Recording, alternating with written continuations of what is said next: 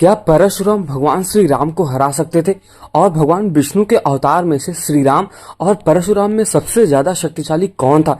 तो चलिए फिर इसके बारे में जानते हैं। परशुराम भगवान विष्णु के छठे अवतार माने जाते हैं और वहीं हम बात करें तो जो श्री राम है वो सातवें अवतार माने जाते हैं। इन दोनों अवतारों का ध्येय और उद्देश्य अलग अलग था, परंतु उनके चरित्र और शक्ति में अद्वितीय महानता थी। यह कहानी हमें यह जानने का अवसर देती है कि ये दोनों एक दूसरे से अलग होते हुए भी कितने महान और शक्तिशाली थे। जब परशुराम जी और भगवान श्री राम का सामना हुआ तब देवताओं, ऋषियों, मुनियों और योद्धाओं के बीच एक गंभीर प्रश्न खड़ा हुआ। क्या परशुराम भगवान श्री राम को हरा सकते थे? इस प्रश्न का उत्तर हमारे धर्म ग्रंथों और पुराणों में छिपा हुआ है। अगर हम उसको आराम से देखते हैं, प्यार से देखते हैं, तो हमें यह जरूर मिलेगा कि भगवान श्री राम को क्या सच में परशुराम हरा सकते थे, जो कि एक बहुत सी अद्भुत और रहस्यमयी कहानी में प्रकट होती है। तो चलिए फिर इसके बारे में हम जानते हैं और थोड़ी सी इसके बारे में चर्चा करते हैं। बस वीडियो अगर पसंद आया तो वीडियो को लाइक करना और चैनल को सब्सक्राइब तो अवश्य करना। तो चलिए फिर शुरुआत करते हैं परशुराम और भगवान श्री राम के जन्म से। परशुराम का जन्म सतयुग में हुआ था। उनके माता पिता जमदग्नि और माता रेणुका थी। ऐसा भी माना जाता है कि परशुराम का जन्म भगवान विष्णु के आदेश से ही हुआ था और वे अमृत मंथन के समय निकले हुए उस विष के प्रतिकार के लिए अवतरित हुए थे। जमदग्नि जो परशुराम के माता पिता हैं, जमदग्नि के तप और रेणुका के महान व्रत के कारण उन्हें परशुराम जैसा पुत्र प्राप्त हुआ। जन्म के समय ही भगवान शिव ने परशुराम को वरदान देकर अपार शक्ति और ब्रह्मांड के समस्त अस्त्र और शस्त्र का ज्ञान भी दिया था। और वहीं अगर हम दूसरी तरफ भगवान श्री राम के बारे में बात करें तो भगवान श्री राम का जन्म त्रेता युग में राजा दशरथ और माता कौशल्या के पुत्र के रूप में हुआ था। दशरथ के पुत्र प्राप्ति के लिए एक विशेष यज्ञ करवाया था, जिसके परिणाम स्वरूप उन्हें खीर दी गई थी। इसे खाकर दशरथ की 3 पत्नियां ने श्री राम, भरत, लक्ष्मण जी और शत्रुघ्न जी को जन्म दिया था। भगवान श्री राम ने अपने जीवन में मर्यादा पुरुषोत्तम की उपाधि अर्जित की और राक्षसों के लिए संहार का अवतार को सार्थक किया। अब हम बात करने जा रहे परशुराम का जीवन और उनकी युद्ध कला के बारे में। तो ऐसा कहा जाता है कि जो परशुराम है वो भगवान विष्णु के छठवें अवतार है। इस हिसाब से देखा जाए तो उनके पास अपार शक्तियां थी, अपार उनके पास विद्वता थी। वो एक महान पंडित, महान ब्राह्मण थे और भगवान शिव के अनन्य भक्त भी माने जाते हैं। अब ऐसा कहा जाता है कि भगवान परशुराम को भगवान विष्णु का छठवां अवतार तो माना ही जाता है। उसके साथ ही साथ वे महेंद्रगिरी पर्वत पर तपस्या करते रहते हैं, उसमें ही भगवान शिव की भक्ति में लीन रहते हैं। उन्होंने सतयुग से लेकर आज तक अनेक युगों में विभिन्न विभिन्न व्यक्तियों से युद्ध लड़ा है। परशुराम का प्रमुख लक्ष्य अधर्मियों का संहार करना था और वे न केवल ऋषि थे बल्कि क्षत्रिय से भी अत्यधिक युद्ध कला में निपुण थे। ऐसा माना जाता है कि वो ब्राह्मण कुल में पैदा हुए थे, परंतु वो एक क्षत्रिय जैसा उनका व्यवहार था, मतलब क्षत्रियों का ही विनाश करना या फिर उनकी युद्ध कला बहुत ही ज्यादा निपुण थी। भगवान परशुराम ने अपने पिता के आदेश पर अपनी माता का ही सिर काट दिया था, क्योंकि उनकी माता ने अपने मन में एक अज्ञात व्यक्ति की छवि देख ली थी। अब ऐसा भी कहा जाता है कि इस कठोर कार्य के बाद भगवान परशुराम जी ने अपने पिता से माता के पुनर्जीवन का वरदान भी मांग लिया था। ऐसा कहा जाता है कि जब अपनी माता का सिर काट दिया था तो वापस से उनके जो पिता थे उन्होंने ऐसा बोला था कि अभी पुत्र आप कोई भी वरदान मुझसे मांग सकते हो। तब वहां पे परशुराम जी ने ऐसा कहा कि जो मैंने ये बड़ी गलती की, क्योंकि मेरी माता ने जो गलती की थी वो तो मैंने उनको उनका फल दे दिया, बट अब मैं ये चाहता हूं कि अगर मैंने अपनी माता का सिर काटा है तो वापस से वो जुड़ जाए, वापस से जैसी थी वैसी ही हो जाए। उनके इसी तप और भक्ति ने उन्हें एक शक्तिशाली योद्धा और एक महान ब्राह्मण योद्धा के रूप में स्थापित किया था। परशुराम ने कई युद्ध लड़े थे, जिनमें से उन्होंने क्षत्रियों को अनेक बार पराजित किया था। ऐसा भी कहा जाता है कि पूरे लोक में जो 21 बार अगर कहीं भी क्षत्रिय कुल का कोई भी बच्चा पैदा होता था उसको सबसे पहले मार देते थे। उन्होंने भगवान शिव से धनुष, परशु मतलब कुल्हाड़ी और अन्य दिव्य अस्त्र प्राप्त किए थे। परशुराम जी ने ब्राह्मण होते हुए भी क्षत्रियों की तरह जीवन व्यतीत किया, क्योंकि उनके मन में अधर्म और अन्याय के प्रति घृणा थी।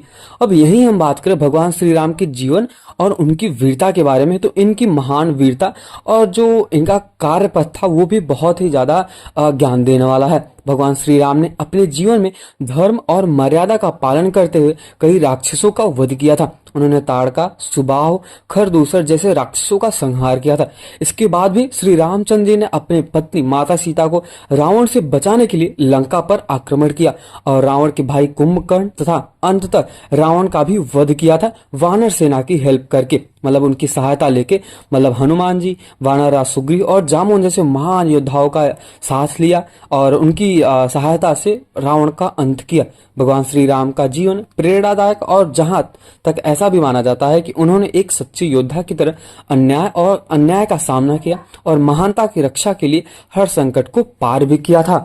और यहीं अगर हम बात करें परशुराम की, तो परशुराम ने अलग अलग योद्धाओं से युद्ध लड़ा था। अब ऐसा भी माना जाता है कि परशुराम ने हनुमान जी से युद्ध लड़ा था, यहाँ तक कि अपने गुरु भगवान शिव से भी युद्ध लड़ा था। और ऐसा भी कहा जाता है कि जो महाभारत के युद्ध में आए थे अपने भीष्म पितामह, इनसे भी युद्ध लड़ा था। अब ऐसा भी माना जाता है कि इतने शक्तिशाली थे ये, किसी से भी युद्ध लड़ सकते थे।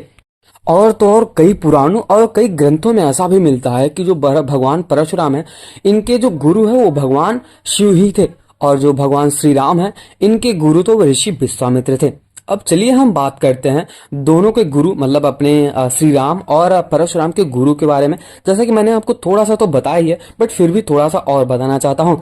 परशुराम के गुरु भगवान शिव थे, जिन्होंने उन्हें महाशक्ति का धनुष, परशु मतलब जो फरसा था वो, और अनेक अदिव्य अस्त्र दिए थे।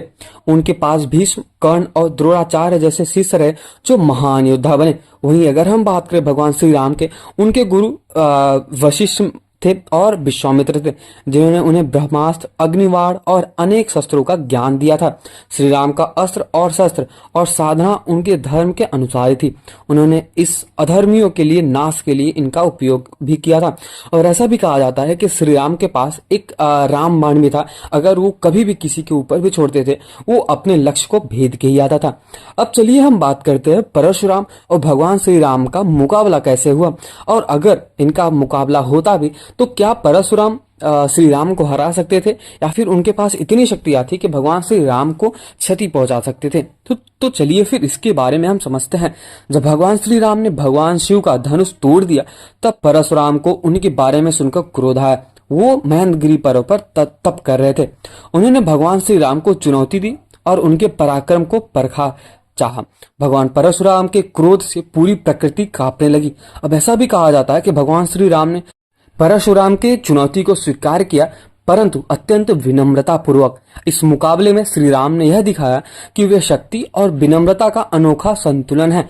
भगवान परशुराम श्री राम की शक्ति और उनके शांत स्वभाव के देखकर अत्यंत प्रभावित हुए और समझ गए कि भगवान श्री राम भगवान विष्णु के ही अवतार हैं, और अपने धनुष और शक्ति का वरदान उन्हें सौंपकर भगवान परशुराम वापस से महेंद्रगिरी पर्वत पर चले गए। अब हम बात करते हैं कि अगर ऐसा होता भी तो इस वीडियो का निष्कर्ष क्या निकलता। अगर परशुराम और भगवान श्री राम में युद्ध होता तो कौन जीतता।